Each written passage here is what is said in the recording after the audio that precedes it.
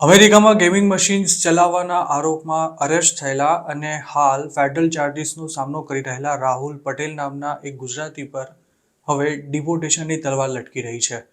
રાહુલ પટેલની 1 નવેમ્બર 2024ના રોજ મઝોરીના જોપ્લિન સિટીમાંથી ધરપકડ કરવામાં આવી હતી. હાલ તે ગ્રીન કાઉન્ટી જેલમાં બંધ છે અને તેના પર લાગેલા આરોપ જો સાબિત થાય તો રાહુલને 14 વર્ષ સુધીની જેલની સજા થઈ શકે છે. કોર્ટમાં રજૂ કરવામાં આવેલા ડોક્યુમેન્ટ્સ અનુસાર રાહુલ પટેલ અમેરિકન સિટીઝન નથી અને જે કેસમાં તેને આરોપી બનાવાયો છે તેમાં ઇલીગલ ગેમ્બલિંગ ઓપરેશન્સથી મઝોરીના 3 શહેરોમાં $9.5 મિલિયન રેવન્યુ જનરેટ થઈ હોવાની પોલીસને આશંકા છે. રાહુલને જો બોન્ડ પર છોડવામાં આવે તો તે અમેરિકા છોડીને નાસી જાય તેમ હોવાથી તેને બોન્ડ પર રિલીઝ પણ કરવામાં નથી આવ્યો. આ કેસની તપાસ હાલ ડિપાર્ટમેન્ટ ઓફ હોમલેન્ડ સિક્યુરિટી દ્વારા કરવામાં આવી રહી છે. ફેડરલ પ્રોસિક્યુટર્સનો આરોપ છે કે આ મામલામાં લાખો ડોલર્સના ટેક્સની ચોરી કરવામાં આવી છે તેમજ આ ઇલીગલ એક્ટિવિટીને કારણે રોબરી અને ડ્રગ્સ સહિતના ક્રાઇમ પણ થયા હતા. 6 સપ્ટેમ્બર 2024ના રોજ જોપ્લિન પોલીસને એક લોકેશન પર સ્પિન ઝોન નામનો ઇલીગલ ગેમિંગ રૂમ ચાલતો હોવાની માહિતી મળી હતી. પોલીસ આ જગ્યાએ પહોંચી ત્યારે ત્યાં રાહુલ પટેલ હાજર હતો અને તેણે પોતાની ઓળખ મેનેજર તરીકે આપી હતી. પોલીસને આપેલા સ્ટેટમેન્ટમાં રાહુલે એવું પણ જણાવ્યું હતું કે ગેમિંગ મશીન્સ દ્વારા બિઝનેસને રોજની $900ની આવક થતી હતી અને તેનો ઓનર જોર્જિયામાં રહેતો મિતુલ કુમાર બારોટ નામનો એક વ્યક્તિ હતો. આ બિઝનેસ પણ તેના નામે જ રજિસ્ટર્ડ હતો. પોલીસે ત્યારે રાહુલને આ બિઝનેસ ઇલીગલ હોવાનું જણાવતા તેણે એવું કહ્યું હતું કે પોતે આ બિઝનેસને બંધ કરી દેશે. જોકે 24 સપ્ટેમ્બરે પોલીસની ટીમ ફરી આ લોકેશન પર પહોંચી ત્યારે પણ તમામ ગેમિંગ મશીન્સ ચાલુ હતા.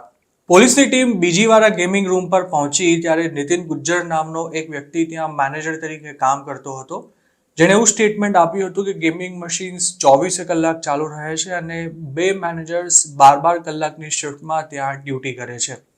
નીતિન સિવાય અભિષેક નામનો બીજો એક વ્યક્તિ પણ ત્યાં કામ કરતો હતો અને આ બંને મેનેજર્સ માર્ચ-એપ્રિલ 2024ના ગાળામાં ઇલીગલી યુએસ આવેલા હતા. તે વખતે પોલીસને એવું પણ જાણવા મળ્યું હતું કે આ જગ્યાએ અગાઉ કામ કરતો રાહુલ મઝોરી છોડી ચૂક્યો છે. ત્યારે પણ પોલીસે આ બિઝનેસ ઇલીગલ હોવાનું કહી તેને બંધ કરી દેવા માટે જણાવ્યું હતું.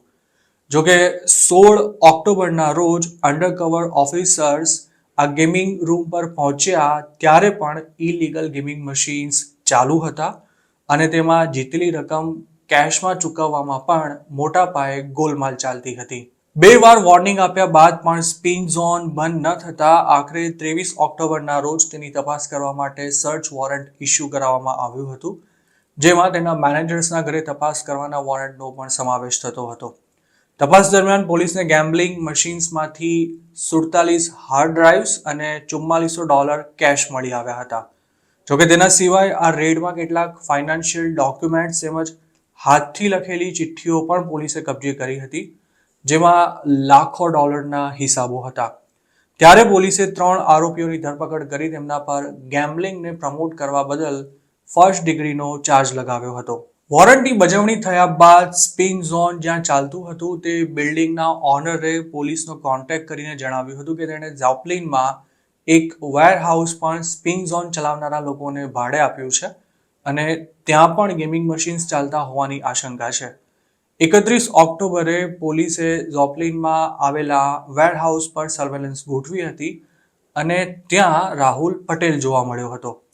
તેના બીજા દિવસે રાહુલ પટેલ અને બીજો એક આરોપી સ્પિન ઝોનમાંથી ગેમિંગ મશીન્સ ઉઠાવી લેવા માટે ટ્રક લઈને પહોંચ્યા હતા અને ત્યાં જ પોલીસે બંનેને ઝડપી લીધા હતા. ત્યારે પોલીસને એવું પણ જાણવા મળ્યું હતું કે આ તમામ ગેમિંગ મશીન્સને જોર્જિયા લઈ જવાના હતા. કોર્ટ ડોક્યુમેન્ટ્સ અનુસાર રાહુલ પટેલ પર લગાવાયેલા ચાર્જિસમાં પોલીસે એવો પણ દાવો કર્યો છે કે સ્પ્રિંગફિલ્ડ, બ્રેન્સન વેસ્ટ અને જોપ્લિનમાં ચાલતા ગેમિંગ રૂમ્સનું તમામ કામકાજ રાહુલ પટેલ જ જોતો હતો અને તેમાં કુલ $95,06,404ની રેવન્યુ જનરેટ થઈ હતી. રાહુલ અને તેની સાથે અરેસ્ટ થયેલા બીજા એક અમેરિકન પર વાયર ફ્રોડ સ્કીમમાં સામેલ હોવાનો અને લાખો ડોલરના ટેક્સની ચોરી કરવાનો પણ આરોપ છે. બંને આરોપીઓએ આ બિઝનેસમાં 4 જૂન 2023થી 31 ડિસેમ્બર 2023ના ગાળામાં $4,63,235 રેવન્યુ જનરેટ થયું હોવાનું જાહેર કર્યું હતું. પરંતુ આસિસ્ટન્ટ એટર્ની માઇકલ ઓલિવરે ફાઇલ કરેલા પ્રી ટ્રાયલ ડિટેન્શન મોશનમાં એવું જણાવ્યું છે કે 2023ના 7 મહિનાની રેવન્યુનો આંકડો ખરેખર $56,38,157 હતો. અમેરિકાના ઘણા સ્ટેટ્સમાં ગેમિંગ મશીન્સ ઇલીગલ છે, પરંતુ આ ધંધામાં મોટી કમાણી હોવાથી ઘણા ગુજરાતીઓ કાયદાનો ભંગ કરીને પણ પોતાના સ્ટોર્સમાં ગેમિંગ રૂમ્સ ચલાવતા હોય છે અને અમુક લોકો તો બીજાના નામે બિઝનેસ રજિસ્ટર કરાવીને પણ આ ઇલીગલ એક્ટિવિટીમાં મોટી કમાણી કરતા હોય છે.